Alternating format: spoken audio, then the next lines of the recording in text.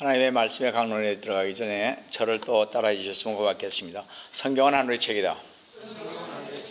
그래서 성경을 가까이 하면 세상이 멀어지고 성경을 멀리하면 세상이 가까워진다.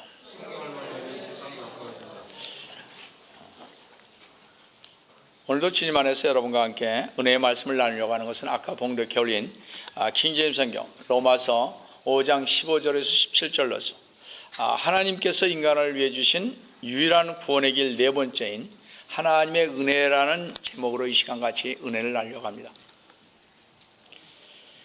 인류가 하나님을 배반하고 사탄의 유혹을 따른 결과로서 모든 인생들은 첫 조상들의 죄성을 대대로 전가받아 즉 물려받고 태어났습니다.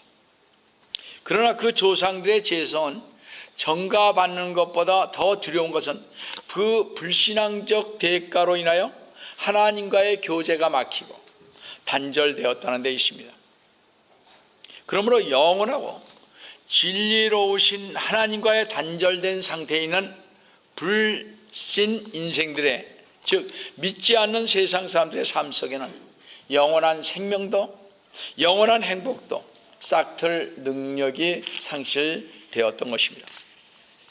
인류가 불신앙의 범죄를 범하는 대가로 제일 먼저 하나님과 분리되면서 불신앙의 인생들은 모두 허물과 죄로 죽었던 존재가 되었습니다. 따라서 하나님 말씀에서의 죽음의 의미는 생명과의 단절된 분리를 뜻하는 것이기에 죽음은 불신앙적 사고방식으로서 사멸 즉 죽어 없어지는 것이 아니라 죽음은 사멸되는 것이 아니라 다시 말씀드려서 죽음은 육신은 흙으로 가지만 영혼은 영원히 죽지 않는 것이기에 죽음은 단절과 분리임을 인식해야 할 것입니다. 성도 여러분, 그러기에 죽음이 두려운 것입니다. 영원한 생명, 영원한 영광, 영원한 안식이 눈에 보이는데도 하나님과의 교제를 나누지 못하고 그 영광과 행복에 조금도 참여할 수 없는 상태가 바로 성경에서 말씀하시는 활활 타는 지옥의 현 주소니 얼마나 단절이라는 분리라는 죽음이 두려운 것이겠습니까? 이와 같이 불신 인생들은 믿지 않는 세상 사람들은 본래적으로 하나님과의 단절된 상태에 있음을 인식해야 할 것입니다. 그래서 세상 사람들은 물질과 쾌락과 위생의 자랑은 알되 생명이신 하나님과 진리를 알지 못하기에 참된 생명이 참된 삶이 무엇인지 전혀 알지 못하는 것입니다. 세속적인 행복과 권세는 추구하되 영원한 생명과 가치에는 무관심한 이유가 바로 하나님과 분리되어 있기 때문에 그렇습니다. 우리 인생이 하나님과 분리된 상태가 얼마나 불행스러운 것인지를 볼 수가 있습니다. 성도 여러분, 그래서 아담 안에서 범죄하고 타락해버린 우리 인생들의 과제는 무엇보다도 하나님과의 관계 회복이 최급선무가 되어야 합니다. 하나님과의 회복을 누릴 수 있는 방법이란 하나님의 공의를 채워주고 인생의 죄값을 대신할 만한 속죄의 제물이 그래서 필요한 것입니다. 그런데 죄인된 인류는 그 조건을 대신할 만한 자격도 또 능력도 상실한 상태이기에 그 조건을 대신할 만한 그런 사람이 필요했습니다. 그래서 하나님께서는 화목의 근거를 이미 마련해 놓으셨는데 하나님께서 화목의 근거를 마련해 놓으신 분이 바로 주 예수 그리스도님이신 것입니다. 성도 여러분, 그래서 때가 차니 어떻게 해요? 하나님께서 주 예수 그리스도님을 화목제물로 이 세상에 보내주셨던 것입니다. 이와 같은 하나님의 은혜를 외면하고 있어야 어찌 행복한 삶을 바랄 수 있겠습니까? 성도 여러분, 스스로 범죄하여 타락한 인류를 위한 하나님의 사랑은 예수 그리스도님을 이 땅에 보내심으로써 구원됐습니다. 우리 인간 스스로는 구원할 수 없으므로 하나님께서 마련하신 구원의 틀을 통해서 구원이 효능케 되었다는 것입니다. 이렇게 구원이란 하나님께서 인류에게 베푸신 최고의 은혜인 것입니다. 그래서 인간은 이 은혜를 받는 자로서 받아들이는 의무만 있지 선택의 권리가 있는 것은 아닙니다. 그런데 사람들은 주 예수 그리스도를 믿으라고 해도 믿지 않습니다. 뭐가 그렇게 잘났는지. 정말 그렇습니다. 다 잘나서 그렇겠죠. 그래서 제가 늘 그러지 않습니까? 제가 어떤 분에게도 가장 가까운 분에게도 그 얘기를 하려다가 꼭 참고 말하는데요. 그 얘기에 좀 사이가 멀어질 것 같아서. 무슨 얘기를 하는지 아세요? 예수 안 믿으면 활활 타는 지옥에 가서 영원히 살 거라고. 그거 한번 들어가 보면 아실 것 같은데, 이 얘기를 하고 싶은데요. 참자. 다음을 위해서. 정말입니다. 그래서 제가 뭐라고 했어요? 죽어보면 압니다. 예수 믿고 안 믿었는지. 죽어보면, 천국과 지옥 둘 중에 하나 가는 건데, 죽으면. 죽음이라는 게 간단하지 않습니까, 여러분? 그렇잖아요. 교통사고 나면 그 자리에서 죽는 거고요. 하나님이 데려가면 그냥 가는 거예요. 그렇게, 간단한 것입니다. 그래서 우리가 죽어보면 안다, 이런 얘기입니다. 저도요, 지금 이렇게 탕탕 큰 소리 치지만 죽어보면 압니다. 뭘 알아요? 천국에서 내가 상급이 얼마나 큰지 작은지. 전 그것만 따져요. 지옥? 그건 다른 사람이 갈 것이니까. 그렇잖아요. 첫 번째로, 구원은 절대적으로 하나님의 선물입니다. 구원이라는 하나님의 선물은 인생들을 향한 하나님의 사랑의 발로입니다. 다시 말씀드려서 구원이란 하나님의 사랑의 선물로서 그 선물을 받은 인간이 하나님 앞에서 거듭난 존재로 하나님께서 공급하시는 은혜를 따라 날마다 성결된 삶을 힘쓰며 궁극적으로 하나님의 영광에 참여하는 것을 말하는 것입니다. 오늘 보면 로마서 5장 15절을 보시면 그 범죄와는 다르지만 그 값없는 선물도 그러하다. 값없는 선물입니다. 만일 한 사람의 범죄로 인하여 많은 사람이 죽었다면 더욱더 한 사람의 은혜와 한 사람 예수 그리스도로 인한 은혜로 말미암은 선물이 많은 사람에게 풍성하였노라 했다고 했습니다. 여기서 보던 구원이 하나님의 은혜와 주 예수 그리스도의 은혜로부터 오는 선물이라고 말씀을 하고 있음을 보게 됩니다. 지난주에 말씀드렸잖아요. 선물은 거저 받는 것 아닙니까? 선물은 우리가 잘 알다시피 어떤 대가 없이 주는 것을 뜻합니다. 하나님께서 인간을 구원하시는 것은 죄인을 돌아보시는 하나님의 사랑과 죄인을 불쌍히 여기시는 하나님의 자비로부터 오는 대가 없는 선물이다, 이런 얘기입니다. 요한복음 3장 16절에서 보시듯 하나님께서 세상을 이처럼 사랑하사 그의 독생자를 주셨으니 이는 그를 믿는 사람은, 그렇습니다. 그가 누굽니까? 하나님의 독생자 예수 그리스도님을 믿는 사람은 누구든지 멸망하지 않고 영생을 얻게 하려 하십니다. 이때 하나님의 사랑은 하나님의 은혜로부터 오는 사랑입니다.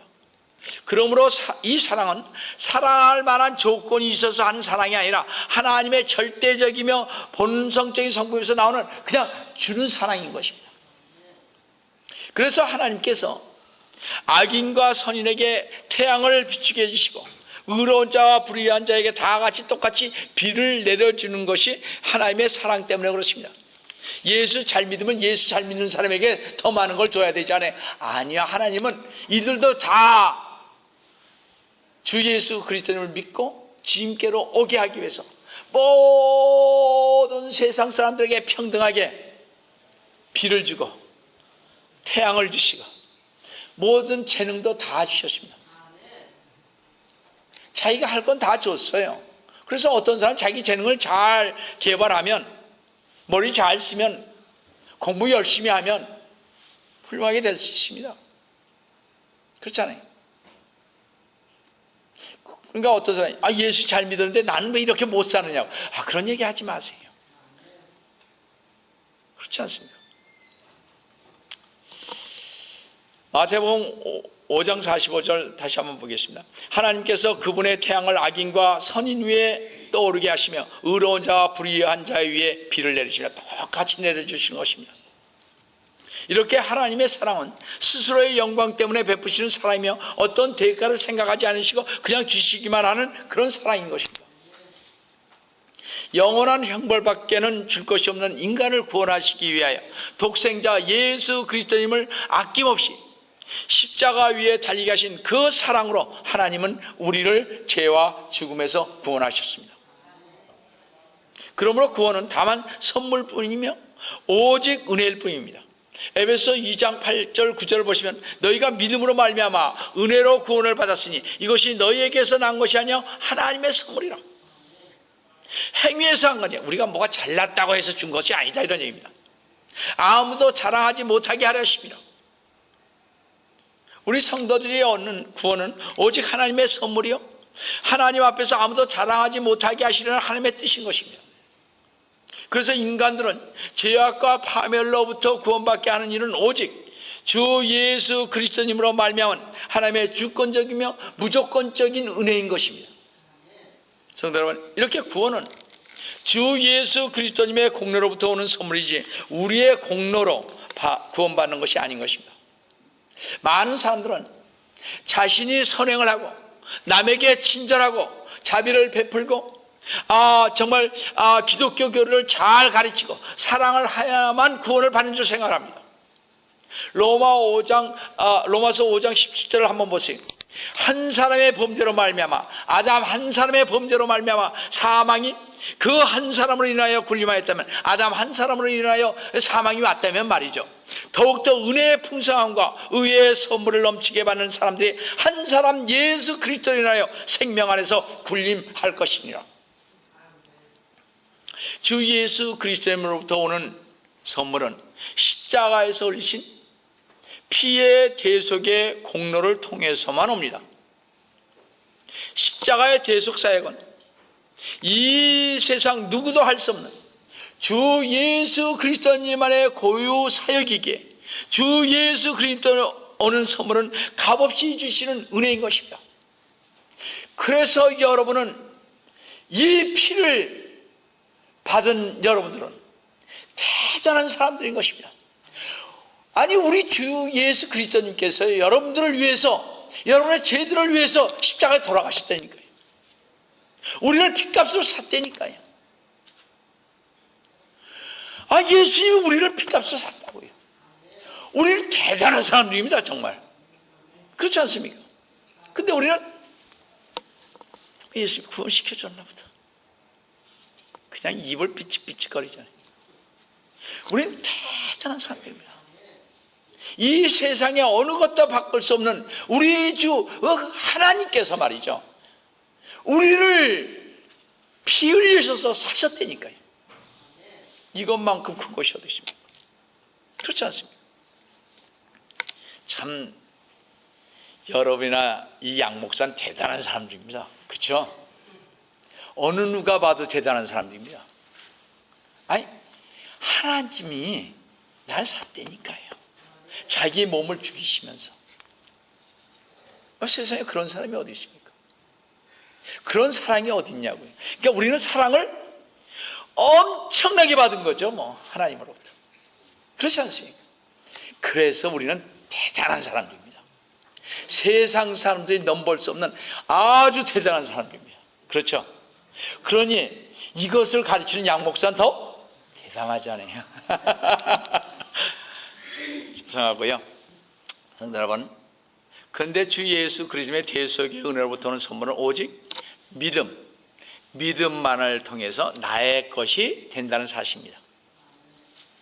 주 예수 그리스도의 대속을 믿는 믿음은 인간이 하나님과 접촉하는 통로이며 이 주 예수 그리스도님의 대속을 믿는 믿음은 믿음의 그 통로를 통하여 인간은 하나님의 그 은혜를 받을 수 있는 길이 열리는 것입니다.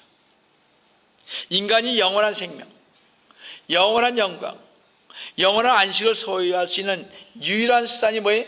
주 예수 그리스도님을 믿는 것뿐입니다.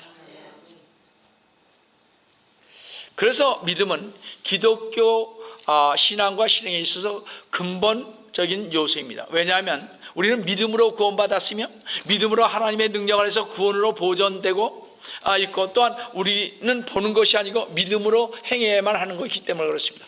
보고서 우리 믿는 거 아니잖아요. 그렇죠? 우리는 도마보다 참 더 위대하잖아요. 도마는 보고 믿었죠. 우리는 그냥 성경에 있는 말씀만 듣고서 믿었어요. 그것도 성경의 말씀만 믿고 들어내. 맨 처음에 믿음은 들으면서 나듯이 전해줘 분에 의해서 아멘 하고 받아들이지. 참 대단한 사람들이에요, 이거요. 세상 사람들이 꿈꿀 수 없는 것입니다, 이것은. 그렇잖아요. 믿음은 하나님의 말씀, 그 성경을 믿도록 우리를 인도하는 하나님을 신뢰하는 것을 말합니다. 하나님의 말씀이 정의내린 믿음은 히브리서 11장 1절을 보시면 이제 믿음은 바라는 것들의 실상이요 보이지 않는 것들에 대한 증거라고 정의되어 있습니다. 믿음은 매우 쉽게 이렇게 비유할 수가 있습니다. 여러분, 여기에 지금 의자에 앉았습니다. 우리는 이 의자에 앉을 때 아무 의심 없이 나의 온몸을 의자에 맡기며 앉습니다. 이때 우리는 이 의자가 부서지지 않을 것을 믿습니다. 이 의자가 나의 몸에 체중을 지탱해 줄 것을 믿으며 부서지지 않을 것이라고 믿기 때문에 우리는 이 의자에 앉고 안심할 수가 있는 것입니다. 전 가끔 가다요 식당에 갑니다. 식당에 가서 보면 이렇게 덩치 큰, 와우, 대단히 큰 분들이 의자 하나는 부족해요. 저 나약한 의자가 먹다가 부러지면 어떻게 하나. 전 가끔 그런 걱정을 해봅니다. 근데 그 사람들은 아주 버젓이 앉아서 식사하잖아요. 왜? 의자를 믿는 거죠. 여러분이나 제가 이 의자에 앉는다는 사실은 여러분이나 제가 이 의자를 믿고 있다는 사실이 아니겠습니까? 그렇죠? 성도 여러분, 복음을 믿는다는 것은 주 예수 그리스도를 신뢰하는 그 순간부터 자기 자신을 의지하지 않고 오직 주님만을 신뢰한다는 것입니다.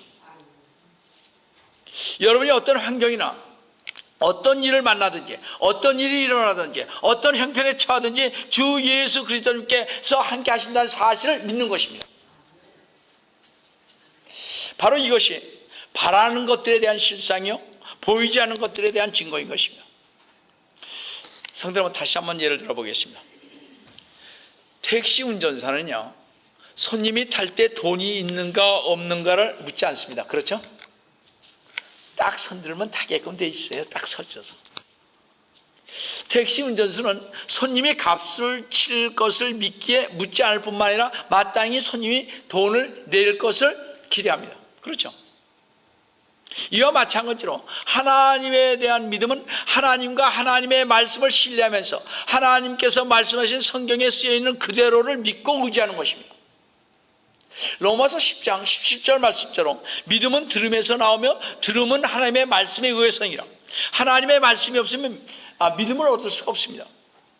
우리는 하나님의 말씀을 설교를 통해 또 성경 공부를 통해 듣게 되며 이에 따라 우리의 믿음은 강해지는 것입니다.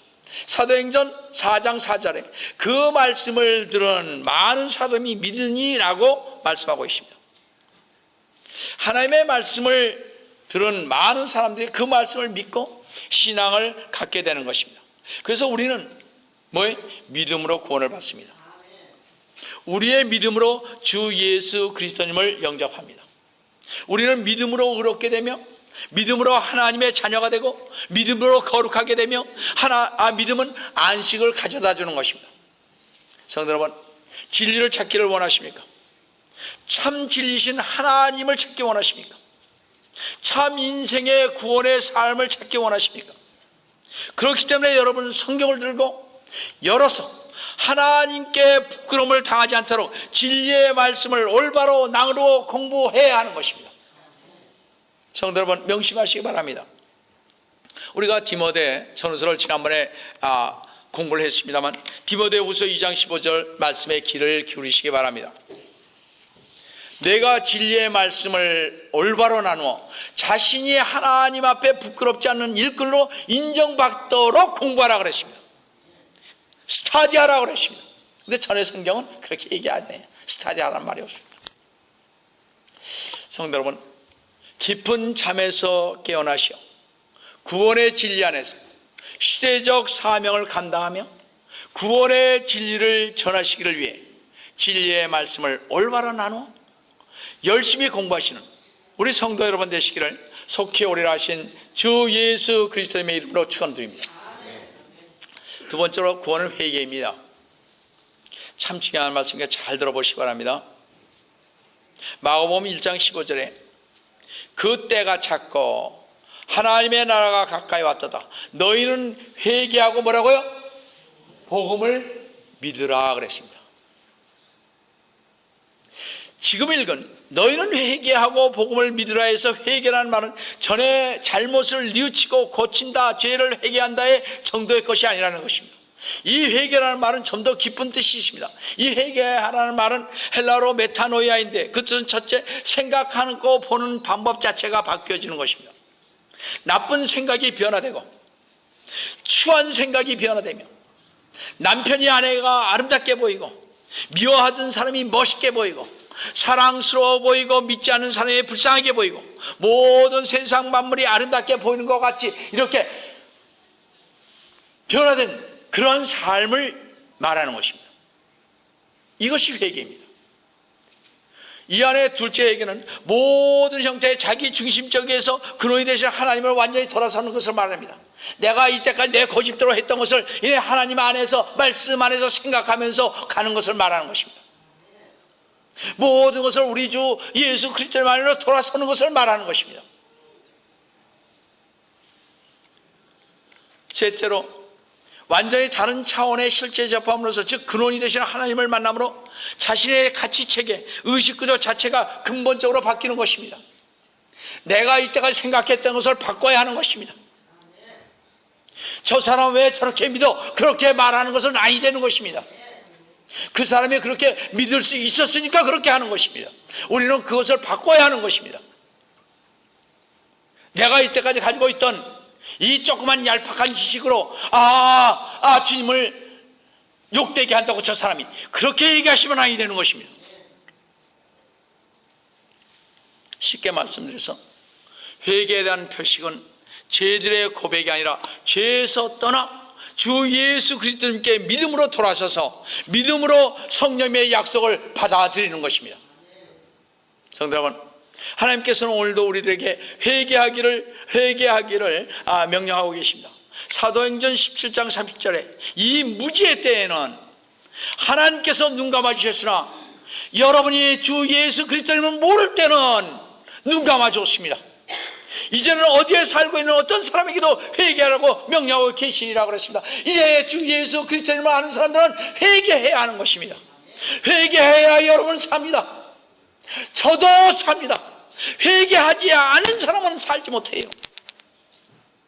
여러분 정말입니다. 성경에 회개하라는 말이 100번 이상 언급되어 있습니다. 엄청 많습니다. 모두가 회개해야 한다는 것은 하나님께서 마음속에 가지신 것을 진심으로 토해내라는 것입니다. 베드로서 3장 9절에 아무도 멸망하지 않고 다 회개에 이르게 하려 하심이라고 말씀했습니다. 아무도 멸망치 않기를 원하십니까? 여러분 멸망치 않기를 원하십니까? 지옥에 가지를 않기를 원하십니까? 회개하십시오.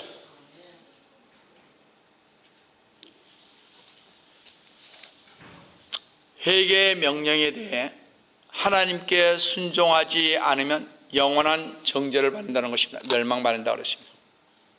지옥에 간다는 것입니다. 주 예수 그리스도님께서도 누가복음 13장 3절에서 너희도 회개하지 않으면 모두 이와 같이 멸망하리라. 따라서 이 세상 모든 사람은 이 명령에서 피할 수 없습니다. 어느 누구도 이 명령에서 면제될 수 없습니다. 성도 여러분, 회개가 의미하는 것을 아시겠습니까? 쉽게 말씀드리면 여러분이 아내를 구타하고 있습니까? 그것을 끊으라는 것입니다.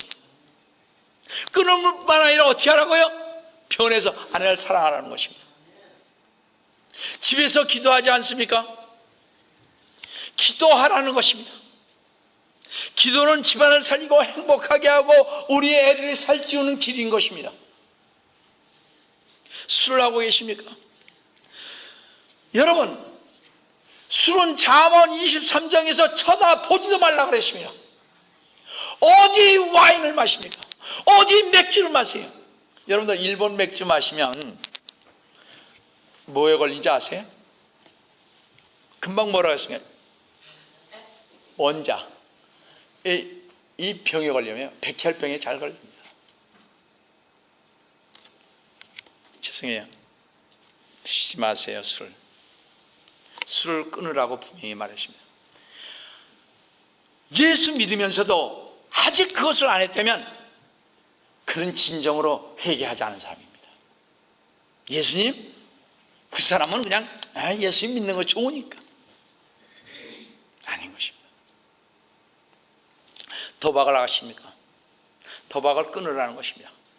도박은요, 집안을 망가뜨리는 제1의 적이고 자녀들을 망가뜨리는 제1의 적입니다. 성도 여러분, 하나님의 말씀을 공부하지 않은 게으름도 회개하셔야 하는 것입니다. 회개하세요. 진정으로. 회개하시면 성도 여러분, 하늘이 기뻐한다고 이렇게 말씀을 하고 있습니다. 누가복음 15장 7절에 내가 너에게 말하노니 이와 같이 하늘에서 회개할 필요가 없는 99명의 의인들보다 회개하는 뭐라고요? 한 사람의 죄인을 더 기뻐하니라 했습니다. 성령님은 회개한 사람의 몸에 들어오셔서 그의 죄가 용서되었고 주 예수 그리스도로 인해서 그가 중생했으며 새로 태어났다는 것에 대한 확신을 주십니다. 회개하지 않는 사람은요, 항상 뭐가 이렇게 찝찝해요. 그렇지 않습니까? 저도 어떤 거 회개하지 않으면 찝찝해요. 그러니까 뭐 해요, 저는? 툭 하면 뭐 했습니까? 요즘 좀 덜해요. 툭 하면 제가 조금만 죄가 있으면요, 3일 금식 그런 건 밥 먹듯이 했어요. 한 달에 몇 번씩 했는지 몰라요.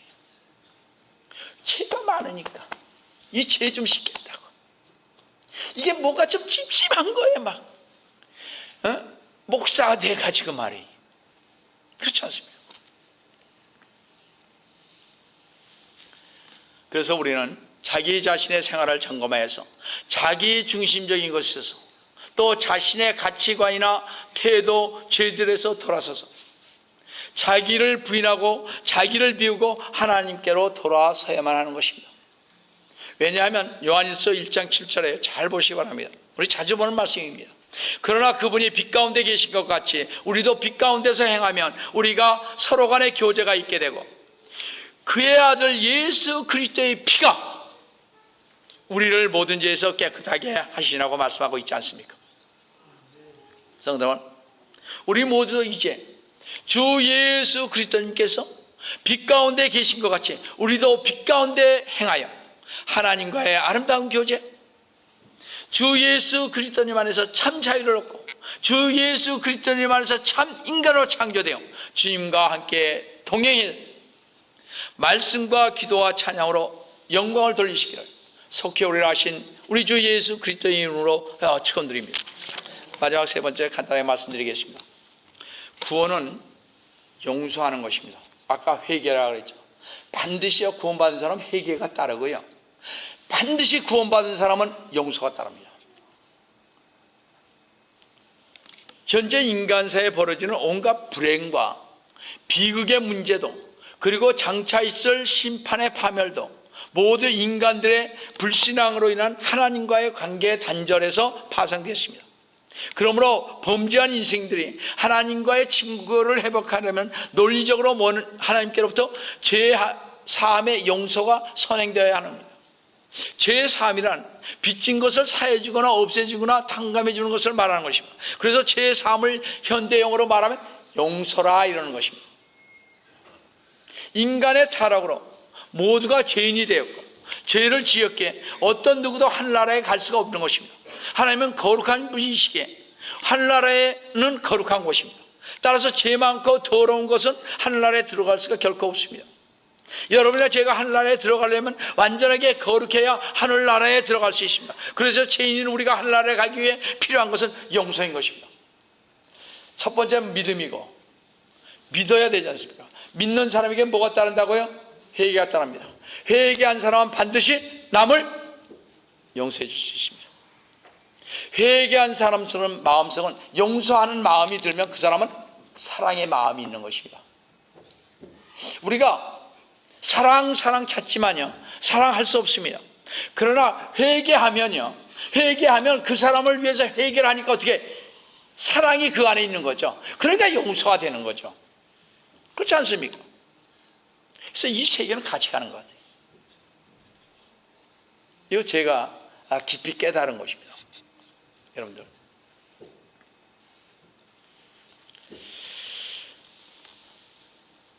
그래서 죄인은 우리가 하나님을 가기 필요한 것이 용서입니다. 하나님께서 우리의 죄들을 용서하시고 죄들을 우리에게 돌리지 아니하실 때 그 누구도 하늘나라에 들어가는 것을 막을 수 없을 것입니다. 죄인이 그 죄를 용서하는 것이야말로 자신의 삶에서 가장 중요한 문제인 것입니다. 참으로 중요한 것입니다. 여러분, 용서 안 하시면 제가 누누이 말씀드립니다만 그거 없으면 여러분들 그냥 교회 제대로 다니지 마시고 그냥 왔다 갔다 하세요. 그거 편이 더 편할 것입니다. 용서 도저히 못하겠거든요. 그럼 그냥 쉬세요.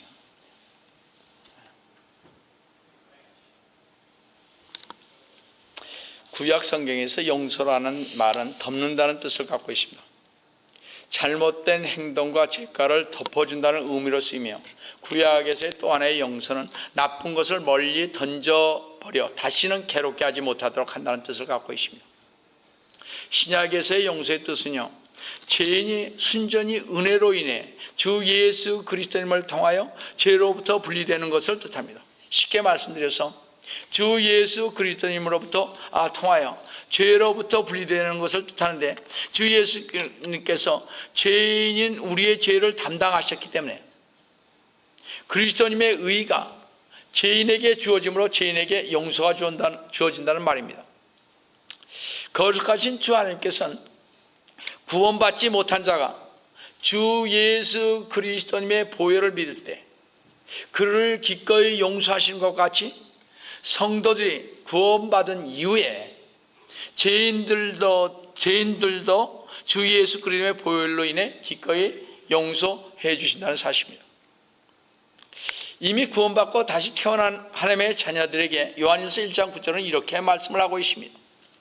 우리가 우리의 죄들을 자백하면 그는 신실하시고 의로우셔서 우리의 죄들을 용서하시며 모든 불의에서 우리를 깨끗게 하시니라. 그러므로 성도 여러분, 하나님으로부터 용서받은 조건이 무엇입니까? 용서받은 조건은 구원받지 않는 사람이라면 주 예수 그리스도를 영접할 것이고요, 주 예수 그리스도를 이미 영접한 사람이면 자신의 죄를 자백하는 것입니다. 비록 우리가 십자가의 보혈로 죄들의 용서를 받았을지라도 우리가 하나님의 자녀로 살아가면서 자백하지 않은 죄가 있다면 주님과의 교제가 장벽이 생기는 것입니다. 교제. 성도 여러분, 비록 성도는 우리가 범죄할 때 성도의 죄들이 십자가의 보혈로 제거되어 처리되었을지라도 성도의 삶 속에서 여전히 그 죄의 열매를 거둔다는 사실입니다. 여러분, 저는 갈라디아서 6장 7, 8절을 참으로 좋아하는 구절인데 참으로 두려운 말씀입니다. 속지 말라. 여러분들, 죄 회개했다 그러면서 울며 불며 했는데도 계속 용서가 안 되죠. 어떨 때, 그렇죠? 안 되지 않습니까? 뭐 솔직히 얘기하자고요. 아주 또 기도 딱 끝나고 울며 불며 내가 정말 그들을 위해서 내가 정말 용서하리라, 잘못했어요, 금식하고 뭐하고 있다가도 딱 보면 생각이 나서 정말 아이고 주님 잘못했습니다, 또 기도하죠. 우리 그러면서 살아오잖아요. 여러분들, 하나님은요 잘하세요. 우리를 너무나 잘하세요. 그렇지 않습니까? 여기 사모가 있지만 사모가 저 잘 알아요? 그렇잖아요. 눈 딱 감고 내가 어디 갔다 온지 말 안 하면 모르잖아요. 그렇지 않습니까? 안 그래요? 여러분이 제가 뭘 하는지 어떻게 알아요? 집안에서. 그렇지 않습니까? 하나님만은 아시잖아요. 하나님이 무서우니까 우리가 마음대로 못하는 거 아니겠습니까? 잘 보세요. 속지 말라. 하나님은 우롱당하지 아니하시니라. 이는 사람이 무엇으로 심든지 그대로 거둘 것이기 때문이라. 심는 대로 거둬요. 자신의 육신에 심는 자는 육신으로부터 썩을 것을 거두고요, 성령에 심는 자는 성령으로부터 영생을 거두리라고 했습니다. 우리가 하나님 안에서 심어야 합니다. 이것을 심지 않고 내 생각대로 자꾸 하면 안 된다는 거죠. 그래서 제 용서가 안 되는 것입니다. 아무리 해결을 해도. 맡기면서 내 주님한테 정말 참 고백을 해보세요. 그냥 입술로 하지 말고요. 제가 생각에 입술로 하는 것은 받지 않습니다.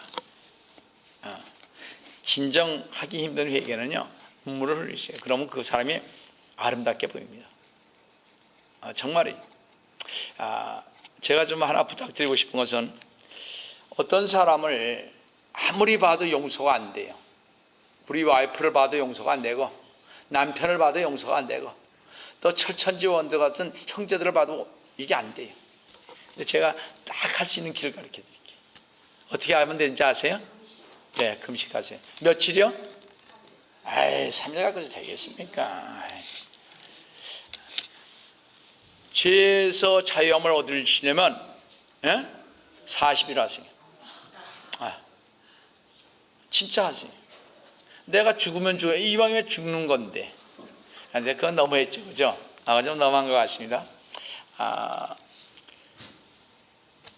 자기가 죄가 많았을 때 회개하는 게, 금식 기도 회개할 때 누가 했습니까? 7일을 다윗이 했잖아요.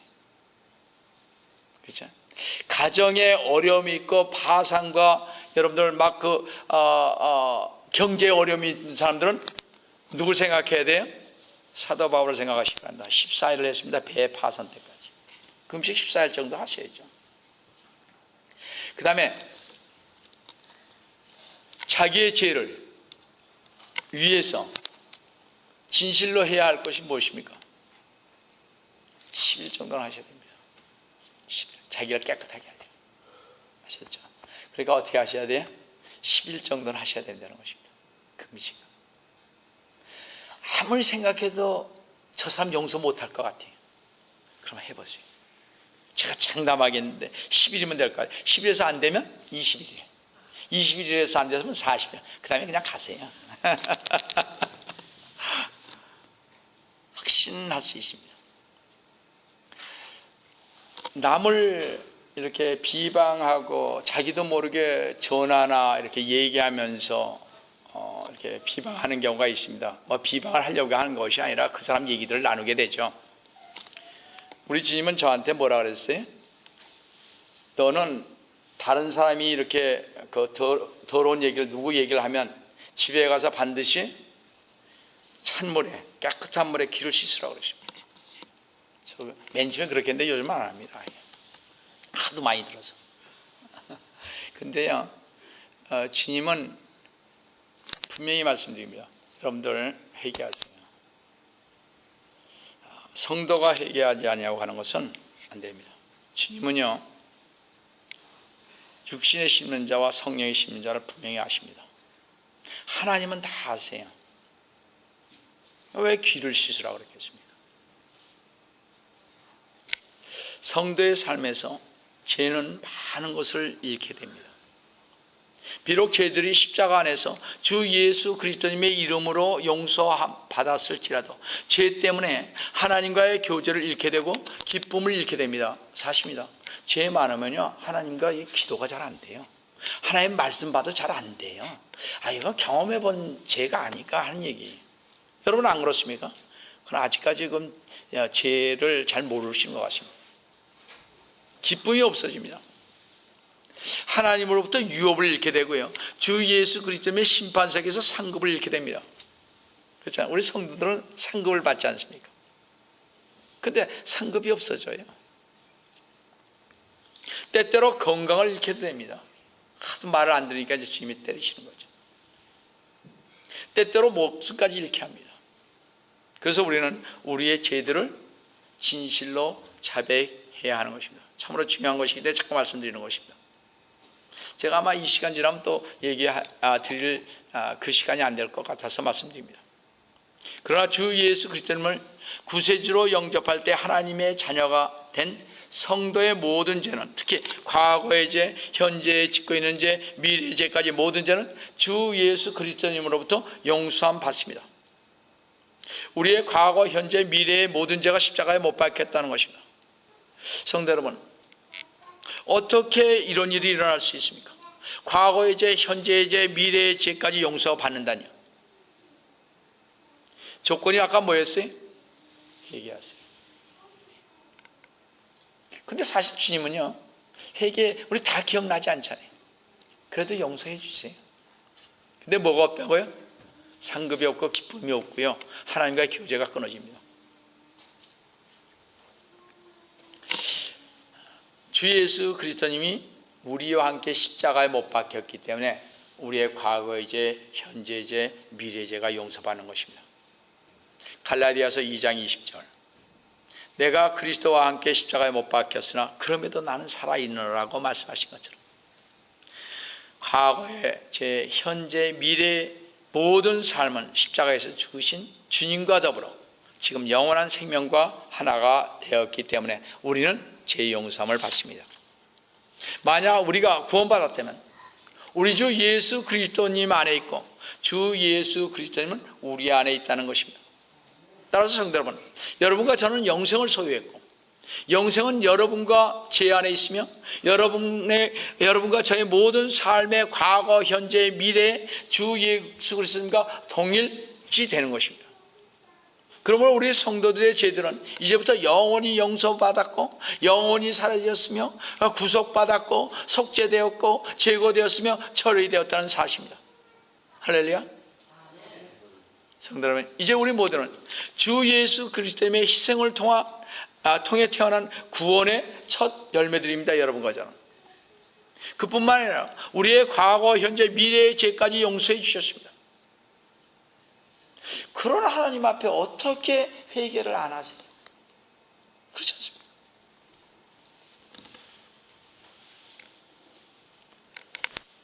우리 모두 주 하나님의 무한하신 사죄의 은총에 감사하시면서 사죄의 그 은총에 늘 거하시면서 우리의 인격과 삶이 하나님의 자녀로서 합당한 열매를 맺으며 하나님께서 주 예수 그리스도님 안에서 우리를 용서한 것 같이 다른 사람도 용서할 수 있는 속죄 은총을 입은 자들로서의 삶을 사시기를 속해 오리라 하신 주 예수 그리스도님의 이름으로 축원드립니다.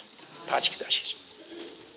사랑의 하나님 아버지, 지금 저희들의 과거의 죄와 현재의 죄와 미래의 죄까지 모든 것을 사해 주신 것을 감사를 드립니다.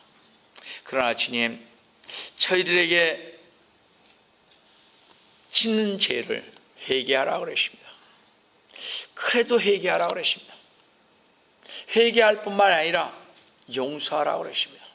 주님, 저희들 주님께서 함께 해주셔서 항상 정말 죄를 정말 남을 용서해 줄 수 있는 그러한 마음속에서 회개하는 저희들이 되게 하여 주시옵기를 원합니다. 주 예수 그리스도를 믿는다고 하면서도 아직도 주님 남을 용서하지 못하고 있다면 주님 저희들 주님께서 역사해 주셔서 회개하는 마음을 주시옵기를 원합니다. 주님께서 저희와 오늘 함께 해주심을 감사하고 주시를 받도록 간절히 기도드리옵나이다. 아멘.